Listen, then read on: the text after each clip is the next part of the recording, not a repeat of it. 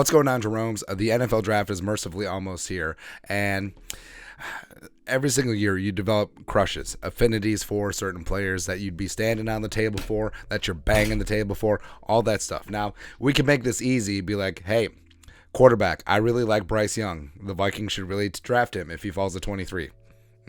But we're going to go through our offensive team of NFL draft crushes, and it's going to be some guys are going to be in the day 2 mix, some guys day 3, some guys may even be lucky if they're drafted, and I would love if the Vikings brought them in as a priority UDFA. So let's run through. Number 1 at quarterback, Jaron Hall, coming out of BYU. Now 6'2", 207, 8.35 RAS.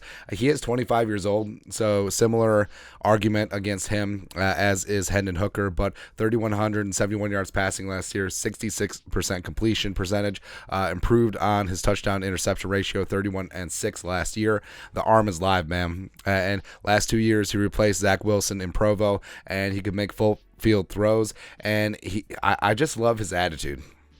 I love his moxie, and since he's short and since he's older, I think that he's going to fall down draft boards. And if the Vikings can frankly grab him in the 5th or 6th round, I think that would be massively huge. Next up, running back on our NFL draft crushes team, Tyjae Spears. I can't get over it. I really can't. And maybe I wanted to put like Mo Ibrahim in here, but Tyjae Spears is just that guy, and he's 5'11", a $195, a little bit undersized for a running back, 8.76 RAS, but 1,581 yards rushing, 6.9 yards per carry.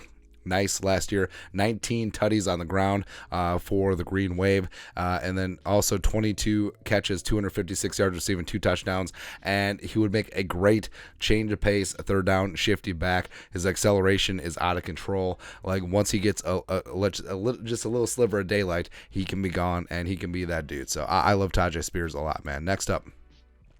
Decided to list 3 wide receivers because why the hell not? Except we made a mistake. We listed 3 outside receivers. Oh well. But my receiver crushes JSN, Addison, Zay Flowers, Josh Downs, etc. But we're going deep on this one. So Marvin Mims, Oklahoma, 5'10", a $183, 9.14 RAS, and he is undersized. I think that he may be one of the more underrated players in this draft, but smooth operator, phenomenal body control.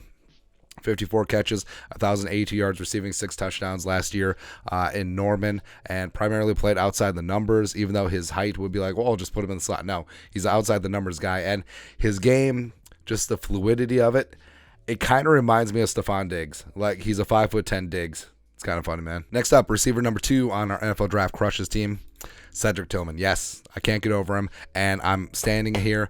I'm saying that Tillman is going to have a better career than Jalen Hyatt, his teammate. I may even say that Cedric Tillman is going to be a better pro than Quentin Johnston. Right, and Tillman's probably going to go day 2, late round 2, early round 3 area, but he's amazing, man. Like huge catch radius, 6'3", 213, big, physical, 64 catches, 1,081 yards receiving, 12 touchdowns in 2021. Last year's season was cut short with a high ankle sprain, but absolutely a monster when the ball's in the air. Basically, everything you want Quentin Johnston to be, Cedric Tillman is. And just because of the injury season and being overshadowed by Jalen Hyatt, I think that Tillman is going to be great value for someone somewhere in this draft. Lastly, wide receiver 3 on our all-crush team, Bryce Ford Wheaton. Yes, BFW, coming out of West Virginia. Almost heaven. West Virginia. That's right, man. 6'4", 221, insane wingspan, 10.0, perfect RAS, an absolute physical freak. He is a condor. He is a jump ball specialist. He just throw it up. He'll come down with it, man. 62 catches, 675 yards receiving, 7 touchdowns last year. Now, he does need work getting off of press coverage, but I'm sure with some NFL coaching, I think that BFW would be up for the challenge. Next up, tight end on our NFL Draft Crushes team, Jaleel Billingsley. Now, this one's going to be out of left field. Billingsley might not even be drafted, and this is one of the deepest tight end classes in recent history. And I know I'm supposed to say, Zach Kuntz, Old Dominion. No, No, Billingsley from Texas, formerly at Alabama, insanely a highly recruited player, 4-star from Chicago, and it just never really came together. Like, he contributed on 3 Alabama teams, then spent 1 year at Texas, followed Sarkisian over to Austin, but never really got going. 6'4", 220, 8.38 RAS. He kind of reminds me of Ricky Seals-Jones. Were highly recruited, well, not as highly regarded as Seals-Jones was before he went to A&M, but they never found out, is he a mobile tight end? Is he a large receiver? Who knows? But I think Billingsley could move into like a big slot, move tight end, joker type player in the National Football League, and especially since the Vikings clearly don't have a tight end need, since they do have TJ Hawkinson and Josh Oliver and Johnny Munt. I mean, Billingsley as a 7th round if the Vikings move back, or a UDFA project, absolutely. Next up, into the offensive line of our NFL Draft Crushes team. Jake Witt, Northern Michigan, 6'7", 302, 9.8 on the RAS. Now, yes, he's the cat's ass right now. He's everyone's favorite small school left tackle. Seems like one of these guys pop up every single year. And with Witt, he's a super freak. Former college basketball player, went over to football at Northern Michigan. He's getting a lot of buzz and attention. And yes, you could question caliber of competition, but he's got great balance. He's got great agility. He's got great feet. Obviously, coming from a basketball background, he's got insanely long arms. He's tall. He's long, and he is extremely raw. But he does have like a DeBrickashaw Ferguson type to his game, and it's going to be interesting where he goes. Because I mean, before, like, he was going undrafted, like no one ever heard of him. But he's had a great draft season, and I think that day 3 makes sense, but could he become like a sneaky mid-round pick? Maybe. Crazier things have happened during the draft. Next up, guard Andrew Voorhees, coming out of USC, 6'6", 310. Now, he primarily played left guard for the men of Troy. First team All-American 2022. Morris Trophy winner for best offensive lineman in the Pac-12.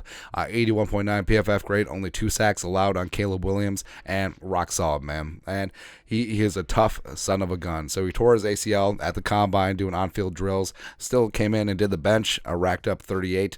He's a stud, man. And yes, you're going to have to redshirt him for a year, but that's fine. I mean, healthy, Voorhees probably would have been in the day 2 conversation, and you're probably going to be able to get him in the 4th round. And he's hard-nosed, he's tough, and I think that in 2024 he would walk in as the starting left guard, as Ezra probably leaves in free agency. Brett Nealon, coming out of USC. Now, I understand this is a great center class. You look at Stromberg, you look at Oluwatimi, you look at Whippler, you look at Tillman, you look at JMS. I fully understand that.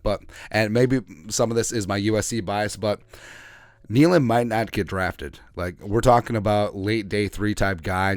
6'2", 295, a little bit undersized, but 4-year starter for the Trojans. 90.2 PFF grade in 2022. 0 goose egg. D'Angelo Russell sacks allowed on Caleb Williams, and only 8 pressures. First team All-American. He's tough. He's a solid leader. He called the protections in LA, and I like him a lot. I really do like his game a lot. He is a meat and potatoes, lunch pail type player, and that's exactly the type of guy that I want for my center. So we'll see what happens there. Next up, the other guard. So I sort of cheated. Both of these guys are left guards because the Vikings, I think they're going to be good with Ed Ingram for now, but who knows. But Chandler Zavala, coming out NC State, 6'3", 322, 9.95 RAS. Transferred in from a small school, 2 years at Raleigh. Size and agility, 0 sacks allowed over 2 seasons. Got size, got attitude, and great movement skills for his size. And I would like it a lot because probably going to be in the late day 2, early day 3 type area. And if the Vikings stick and pick at 87, they stick and pick in the 4th round. I mean, Zavala in that mix would make a ton of sense if they want to address the offensive line. Lastly, at right tackle, Warren McClendon, coming out of Georgia, 6'4", 306. Now, a lot more attention is being paid to Broderick Jones, of course, his teammate at Georgia, that man-sized mammoth at left tackle. And that was one of the reasons why McClendon, I actually think that McClendon has more left tackle skills, but he wasn't moving over to Stetson Bennett's blind side with Broderick Jones in the mix last year, which just wasn't going to happen. But he was a right tackle starter for both national title teams, 0 sacks allowed over 2 seasons, long arms, very consistent consistent in pass protection. He's not a road grader in the run game, but I think that he's probably going to be a late round pick, 6th or 7th round in there, and I think that he could develop into a very solid swing tackle. And that's the whole thing too. Like we're talking about these guys who I like as 5th, 6th, 7th round picks, and it's like, hey, this guy's going to become a starter and a Pro Bowler. Now that's not necessarily true. Like if you hit on say a 6th or 7th rounder and they become a 4-year contributor, they become a high end backup, maybe they become a spot starter. That's a win. At that stage of the draft, that's an absolute win, man. So we'll see. But that's it. Again, this is more deeper cuts. I mean, we could have gone. I like Bryce Young. I like Jackson Smith and Jigba. I like Bijan Robinson. Skull production value. But that's our NFL draft crushes for the offense. We'll have defense coming up at some point. Let us know your thoughts and our thoughts in the comment section below. Who are you crushing on? Skull production value. Oh, also shop our merch. purplefdw.net. Nailed it.